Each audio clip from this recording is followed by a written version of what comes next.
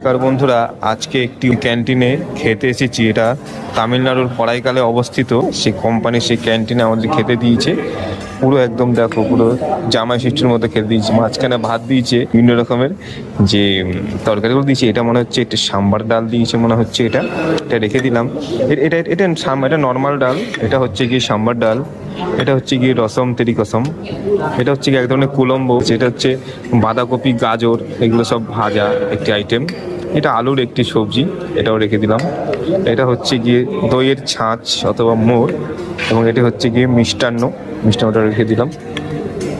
আর মাঝখানে দিয়েছে সাদা ভাত। একটু রুটি হলে ভালো হতো, কিন্তু রুটি বলছে এক পিস 1 টাকা, তাই রুটি নিয়ে নিই। আমার কাছে পয়সা নাই, ফ্রিতে যা দেবে তাই খেয়ে নেবো, পয়সা দিয়ে কিছু করবো না। মাঝখানে ভাত নিয়ে নিলাম, এবার সব তরকারি দিয়ে সব মেখে মুখে খেয়ে নেবো। তো খাওয়া প্রায় কমপ্লিট হয়ে গিয়েছে। সবার লাস্টে দিয়ে গিয়ে দেখলাম, একটু মন খারাপ দেখে আমাকে একটা মুরগির মাংসের ঠ্যাং এসে খেতে। আমি ভাবলাম যে না, আজকে মনে হয় নিরামিষই খাওয়াবে, কিন্তু না, একটু আমিষ খাবারও দিয়েছে।